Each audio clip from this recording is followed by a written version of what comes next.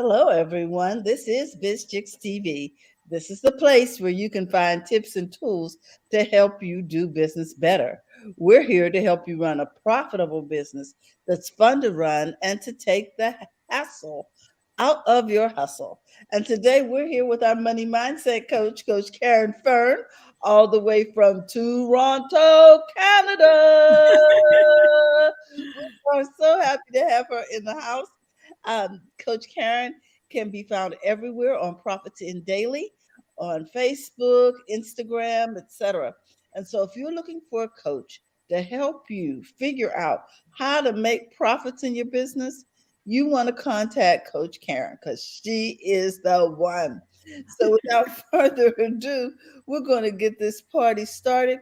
We have so much to talk to you about. We hope that you are ready. When I say ready, I mean you have your pencil and you take your notes because Coach Caren does not play. So get ready, get ready, get ready, get ready. Coach, we are so excited and we're so happy to have you over in the BizChicks community in the Circle app and Yes. also on our Facebook, our YouTube.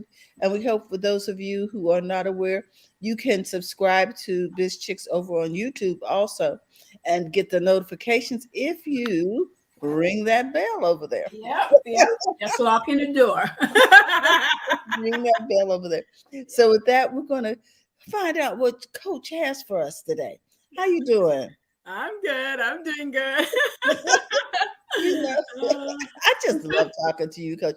It's just like we're next door. Although you're right? I know, but I know you're all the way in Canada, but it's like talking to a neighbor. You know what I mean? I mean, Yes. I I, told my daughter that. I'm like, yeah, my friend Terry. She's like, you got a friend named Terry? I'm like, yeah, of course. We've been friends for absolutely, X amount of years, okay? absolutely. This is longer than some of the friendships that I have with people who live in my town. You know what I'm saying? It's exciting. What do Yeah. you have for us today, Coach? Well, before I even said that, I want to say thank you to Cecilia because she sent me these beauties that I'm wearing. Wait a minute. Oh, everything. Let's see those. She is just a sweetie She pie. is, isn't she? Oh my God. She said she gets so much value from me that she wanted to send me a gift. And here it is. They're beautiful and I'm Oh, wearing it. Thank you, Cecilia, you Cecilia. are just a jewel. She is. She really is. She really is. And they're cute and they have my signature color red there. So I'm all happy, happy, poppy here. How nice. Mhm. Wow. Cecilia, you are a super fan and you get a double, double, double, double A. Right? Double, double, double. Mwah, mwah, mwah, mwah, mwah. Exactly. She is a winner. Thank Yeah. you again, Cecilia. Hmm. Mm. So today we're talking about the reason why I do this, why I'm here, why we talk about what we talk about, the planning. I was lying down in my sofa and just rehashing how I've just always been a planner. I didn't realize how the kind of planner I am, but there's always room for improvement. And I've improved over the years. And Hmm. since my sisters and I have some sisterly chats that we're doing, and I'm the eldest, so I'm really giving them a journey of my business life because they know me as their sister, but there's sometimes as siblings we don't even recognize, what the other sibling journey is. So we're just finding out as adults a lot about each other. So I'm carrying them through this journey, and I thought today Hmm. I just pop in and talk a little bit about the processes because every time you see somebody's doing well, successful, and get to where they are, there's this journey, there's this mess that they step into, this stuff that happens, and then they figure their way out and figure their way through it. Through Oh, okay. This should be helpful. through people, through all this stuff. And it's just to be able to find in all this, you need to find your peace. One thing I was listening to TikTok this morning, and a gentleman was talking about it, about finding your peace and living in your peace. And when you do find it, don't let it go. God has given it to you, and do not let anybody intrude on it and give them power to take it when they leave. And that's if it's a friend, a husband, a boyfriend, whomever, do not give them permission to do that. And I remember I felt that I was always a peaceful kind of a person, but Yes. when life started happening and I got married and got getting kids, I felt like this eruption that was happening, and I had to really go back in myself and my space and ask God to bring that back for me, because if I'm not working from that space, I'm probably be all over the place like everybody else who's all over the place. I need that. I need to have my center, and my Father is my center. God is my center. That's where I go to. That's where I start off my day. That's where I end my day, and all the in between throughout the day, regardless how hard it is. That's my source. And I tell you, I'm a coach and I help people, but I always ask them where their heart, where their source, Mm. regardless of how I'm going to help you. You need to know that. And in my journey, I've also had coaches where this is our source. Because if we don't have that understanding, it's hard to be coached by somebody who don't get that. And I always needed that. And I had male and female coaches. And it didn't start off me looking for them that way. But of course, the Father always sent me the right people. It is so important because it really can be devastating if you are not connected to your center Hmm. and if you don't know what it is. Yes, yes, you don't know. I have two sisters, the last and the one after me, they're prayer warriors. We're all Christians, but they're like, they're the girls you go to, you said it, and they go to town with it. And I used to always say to them, like, I can't pray like you guys. And my sister after me, she says, right, Karen, but you seem to pray and believe and get through it. I said, because my prayer walk is me talking with God throughout the day. It's Mhm. not, I set time aside and pray, but I talk to him throughout the day. So for me, we're always having conversation. And that's what get me to do what I do, because I'm always talking to him about stuff. And the more I talk to him, I feel the more he feeds me, the more he gives me ideas. And so I'm able to decipher if the idea is from him or just a run of the mill idea that wouldn't serve me. And when you start understanding this, you start noticing that your ideas and the things you're supposed to do, you're not questioning that God, this you sure you want me to do this, because you have built a relationship with him. So you know when it's not of him. You know when you're not, when he's blocking you. And sometimes it's not right away, but after a couple of tries, you're like, maybe this is not what I'm supposed to do. Mm. Get to prayer about it. If you're looking for a coach, get to praying about it. Find Yes. out who you want to coach you. Go to town, ask him about it, and then ask him about how you're going to find the money to pay for it, because he's going to guide you to do it. Mhm. Don't stop on your own understanding. So I don't have the money for coaching. Maybe it's a year. You say, Father, I need a year to save for this, and he's going to put things in your path and show you how to get there. If it's starting a business, he's going to do the very same thing. And the Mhm. reason I'm here today is because I did that, not in this adult sense, but in the childlike sense. As you guys know, I started off asking how a child at 9 is supposed to make an income. How Mm. do I make money? I didn't have any. I mean, I could ask anybody, and they'll couldn't give me the same answer. Nobody hire you, so I don't know what you're gonna do. This was people's answer, because I did talk to good friends of mine, and I find all I did was put myself in this presence of him and keep asking, what is that? What it is that I'm supposed to do. How am I supposed to fix this? Mhm. I Mhm. wasn't wrong. Somebody did this to me, but lots of time God gives us an opportunity to really move us into where He wants us to be. That's what that Mhm. opportunity was. But it never shows up as though it's an to the naked eye as an opportunity. I talk about the front view. When something is happening at the front and you're seeing and you're getting all heated and upset, you really need to take a step back and say, which view am I viewing? And the front view, depending on how you're feeling, the front view will show up a certain way. You have to be able again to decipher and say, what am I really looking at? And Uh-huh. and let me explain this further. An angry person, an angry person, like, why are they angry? I'm not talking about going and fix them. I'm just having you understand, why are they angry, and it's the towards me. And when somebody's really angry, you could ask them, are you angry at me, or about the thing that happened, or that you thought happened, and you think I am the person that caused it to happen? All these stuff brings them down, because Because now they're pausing to think. Even though they're still angry, they're still pausing to think. Okay. And so you get to figure out how you play a role in it and how not to anymore. And so, what I'm really getting around to is when that happened to me, I had to start watching myself and what I do. As young as I was, I really had to start watching myself and what I do. And I'm always a trusting person, still am, until somebody give me cause not to trust them. So because I was trusted, that's why the guy was able to steal my bus tickets, because I didn't have them hidden. I mean, he had no right to, don't get me wrong. I'm aware of that. But he saw where I put them. And because he's a thief, because that's what he was, he was able to go look and find them easily. When you're trusted, let's bring this to the business world. That happens to a lot of people. They say, well, let's go with my cleaning business. This client didn't pay me and we did the clean. Well, you're supposed to set up your business where you're paid either the day of, or you've got it signed that if they don't pay you, you can send them a letter and then you can put them in collections. This is a business deal. Let's talk about online space.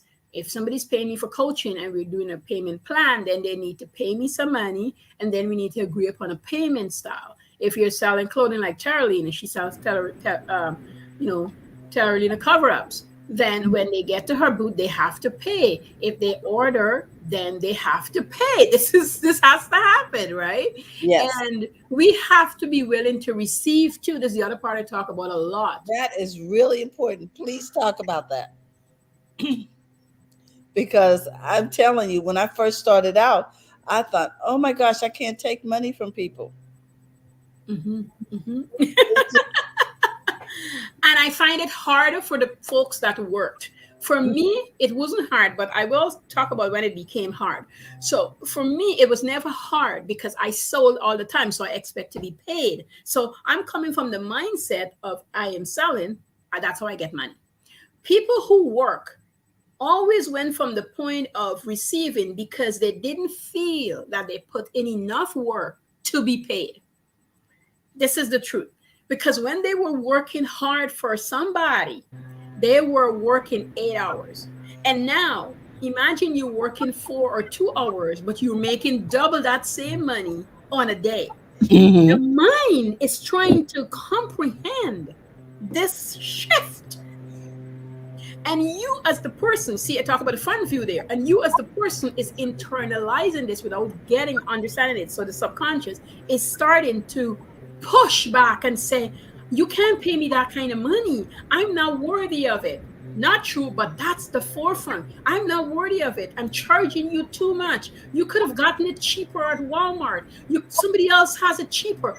Even if you're not saying those words, those are the kind of thoughts that's processing. So Mm-hmm. when they actually have to pay you, you're literally fighting against your own being to collect the money. So you don't send out the invoices, you don't return the call, the texts. The person is trying desperately get to you, and you're like, no, but you don't say no, but your behavior is saying no. Mm-hmm. You're passive aggressive about running your business. Yes, yes, yes. And that's the joy, glory, the wonderfulness about a business. Because when we look at it, truly, truly, truly, nobody wants to hear this, but truly, truly, just like schooling, you don't need 8 hours in the school to learn the things you're learning. You don't need 8 hours in most jobs once it's set up right, unless you're there on calls and have to literally do something that you need the full 8 hours if it's run well. Mm-hmm. Initially, you need 8, 12, sometimes 16. But once you understand processes, there's so many things that you can really, truly, truly, truly cut back on. Now, let me clarify. In the service business, if you're serving breakfast, lunch, and dinner, then you have to be there for those intervals. And that's Mm-hmm. if you're doing anything where you're caring for the elderly, yes, I get it. But so there's pockets, where you have to be. But there's the kind of job sometimes that you don't have to be. So what the employer would do is just make up added tasks to keep. Busy work. Busy work. Mhm. And this is why when you start your own business, you find busy work also because you're used to busy work. This Mm-hmm. is this is what you're used to. So You come in and you feel you have to do the busy work. And Gotcha. guys, this is since I was a child. My great aunt, my grandmother's sister, elder sister, she had her own. We call it a snackette, but here you call it like a cafeteria kind of situation. And she was the kind of woman. She had 7 children, and she was very disciplined. A lot of pockets I took from her. Once you can walk and be stabilized walking, she finds something for you to do. Yes. I was told, like, you got a buck, Mhm. you got something. You Mhm. Exactly. training takes place. Hmm. And she had this business, and she would go in early in the morning, prepare the business, do whatever she got to do, and then she'd leave, and then she could go back in. And I didn't know because I was young at the time. Sometimes during the day, and do the finish up meal. And I used to wonder how come she can come home and take a nap and not do the full stretch. The woman was smart beyond her years, but I used to Hmm. always wonder like how she can do this. And when her kids take over, they couldn't do it. They were always scrambling. But I recognized it because she was disciplined, because she planned it out, and so she's sticking to those tasks. Hmm. We live a life where we hear about so many things are boring. Did you know that boring is good? Boring is rest in the brain. Boring is allowing your mind to just be free and not be taxed all the time. Boring is not bad, but we have deemed it bad. Boring is good. Boring is good because boring things allow you to get to those wonderful things you like to get to.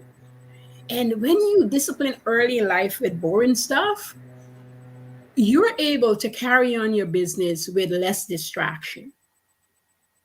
That's the first thing I recognize. Uh, Yes. you really can do boring stuff and smile about it, be at peace about it, work through it. I look back, as I said, I'm going through this journey where I did a lot of boring stuff. Guyana, we have, different snacks that make fudge, cake, mitai. You might know the names, but I'm just telling Hmm. you the name, planning chips. And those are the things I used to make. And boy, when I first started making them, they were miserable. They weren't made well. They were awful. So every day I am perfecting the skill of these snacks and how they're made because my mom used to, but I was too little to see her do it. Wow. So I was teaching myself, morning, Maureen, I was teaching myself how to make it. So I'll peel Mhm. the plantain and then I'll take a knife and I'll sharpen it and then I'll slice them as thin as I can. So when I first started slicing the plantain, it was hard because I Yes. didn't know how thin to slice it. It wouldn't be as crispy. It would crispy at the moment, but it wouldn't continuously be crispy. And so it took me weeks to be able to fry plantain and make plantain chips and let it last for 3 to 4 days. That was the goal. I wanted it to last for 3 days. And then if it could last for a week, I was a winner. So I would keep doing it daily. Daily, I'll be making plantain chips. And they're selling out, but my job was to take a little bit, put it in a bottle, and watch to see how long it'll stay crispy. So I'll have my Oh, little notepad and I'll write plantain chips stayed crispy for 2 days or stayed crispy for one day. Because I wasn't packaging that. I was a child. I was putting it in a piece of paper and selling it. It wasn't oh, packaged. okay. So I was testing myself and those things to most people. And I had a friend said to me, Karen, aren't you bored doing this steady every day? I said, aren't you bored? We come to school every day, we're learning math and English. Are you quitting school? That was my mentality. And so I was doing the planning chips daily. And then it felt like magic. Like one day, Terry, like I made planning chips and it is in the bottle for 5 days. And I was so beyond myself because it was crispy. Success. Success. And I was just jumping up and down. And a friend next door was calling her and she was like, what? And I'm like, and we both, we kids, we both were holding each other, just jumping like crazy. Oh my goodness. Wow. Because I stick it out. I did the boring stuff. Yes. I did the boring So stuff. so when we're planning, we have to be prepared to be consistent with the Mhm. boring stuff. Yes. Yes. This is Mm-hmm. why most people don't like to do business plans. They're boring. Hmm. Even for the people who do it as a job. Just let me clarify, because I had two friends who were business plan writers and Hmm. grant writers. And I said to girl, oh my God, you must be love doing this. She goes, heck no. But I don't necessarily like doing it, but I love the process of the research. So she loves sections Oh, of it. okay. She All right. loves understanding how the finance is gonna, play out. She loves understanding the work that's gonna go into it. But she didn't necessarily like it as a whole, but she knew and understood what needs to happen. And so you have to see your business, people, as this whole thing that's gonna happen. So 2022, you decide that you want to make 100,000 for the first time in your business next year. This is why we started since last month talking about planning. You will put the 100,000 down, Mm-hmm. and then you write your business story. I want you to really write your business story.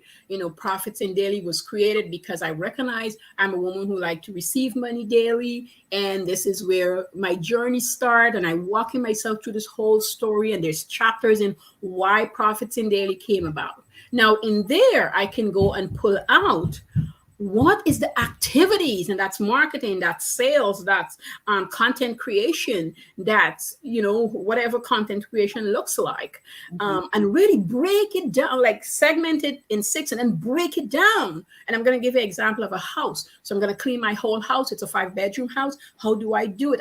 Each room, guys, I have a list. So the kitchen is freezer, fridge, stove, oven, pantry, cupboards, floor, ceiling, walls. And then I go into each of that thing and what's going to happen the day of and why are we cleaning it up. I put it down. It's on my fridge. Why? Because my kids know when they're younger, even now, that the fridge has to be clean for the Christmas grocery to come in. The pantry has to be clean so I can pack it. And that's home. But let's put it in a business.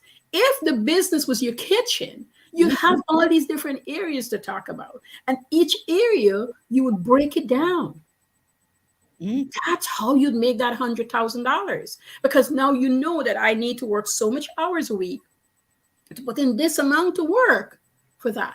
Also, if you want to make $100,000 next year, you need to know if it's gross, which is your revenue, or is that going to be the net that I want to receive? So if it's your net, you got to make above that because we got to cater for taxes. We got to take care of all the tech we're using in our businesses and for staff if we're going to hire people, which you should if you're going to be growing that kind of money because you don't want to be burdened down with all the work.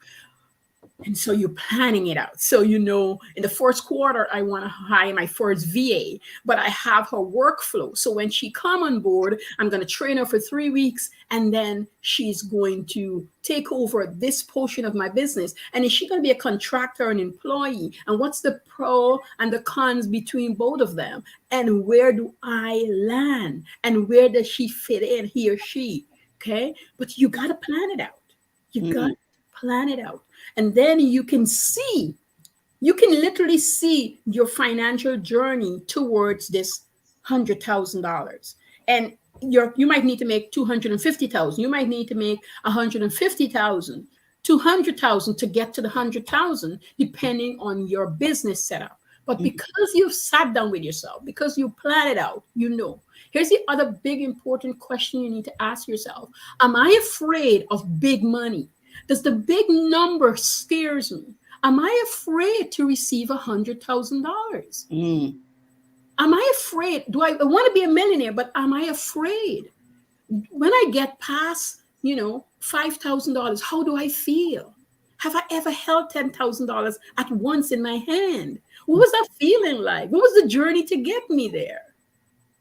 You got to investigate these things because when you do, the path getting there can be of less resistance. If I had to talk about money and dealt in a lot of money, the first time that I made $10,000 in 2 weeks, I was freaking the heck out. Let me just tell you, the money was there and cash in my hand. This is in Guyana. Eh? And first of all, when I first realized that I was making $2,000 per week, just selling my same stuff I talked about, just more up level with baked goods, I took a day off and I literally just walk around town giggling and giddy of the excitement that I created this space I'm in, with the help of God, let's not forget that. But when I hit to $10,000, I was literally, literally there, freaking out in my mind, calm myself down. And I get my best friend over, and I was telling him, and he goes, "Well, Karen, you've been working hard all this time. I'm not surprised. I'm just, happy for you." He was really, really a good friend. And we hug it out and we talk about what I'm going to do with it and what's the next step. And I said to him that I want to double it because if I can do this in 2 weeks, I want to double it. He goes, "You crazy woman." And I did. And I Mhm. did.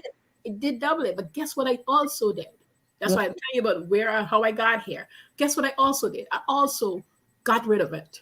Not because I went and spent it out, but the choices I made got rid of it.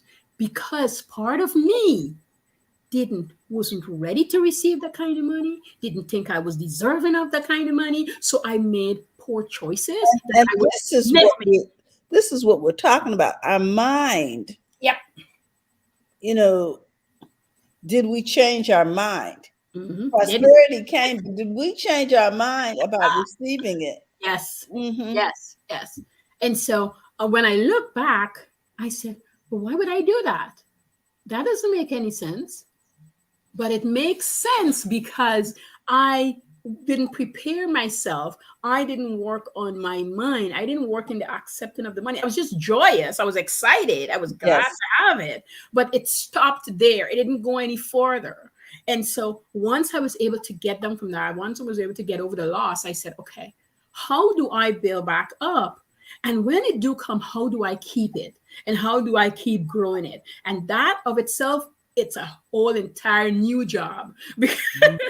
It's really a mind shift. Is the deserving of it. It's okay to have it because the test comes. People come for money for you. People want to borrow money from you. Yes. Oh, Every situation shows up how you will really do because you're a God-fearing woman. How if you help people, how having this, how it's okay.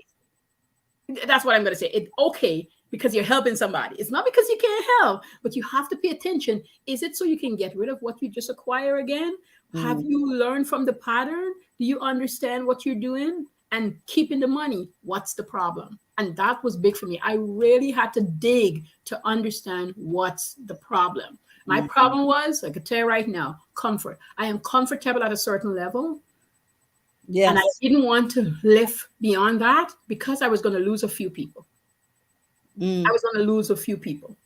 And some might even been family. I was going to lose a few people because I would have up leveled and they didn't want to. Not And because I can't. everybody's not prepared to take that journey or doesn't believe in the journey.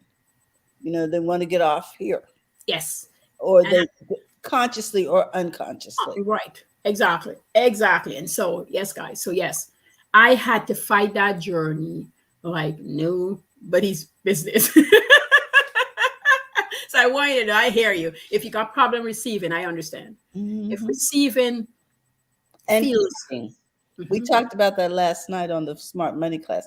You mhm, know, do you still have that $20 bill or that $100 bill in your wallet? mhm, mhm, Hmm. And you taught us that yeah, when you learn to accept the fact that you have money in your wallet that you don't have to spend right. because you came from a place where there was lack. Mhm. Now there's no longer lack. Um, other all his little friends come to visit. They come to visit and they stay. They hang out. They like to hang out They together. hang out together, and then you can move it over, and you can move it over, you can move it over, and you just keep having that happen. This is why people that has money get more money. They just Mhm. understand the way how it works. It's not because they don't spend money, and not because they don't enjoy themselves or help others. That's the other thing. Yes. I helped so many people. That's not the point. You have to build up your nest egg. You have to build up the things you want to do. You really have to do that because if you're starting a business, if you're growing a company, you're going to need money to keep it moving. Yes. Got to learn to receive. So that's a little tinsy bit of how I got here, doing and planning and moving.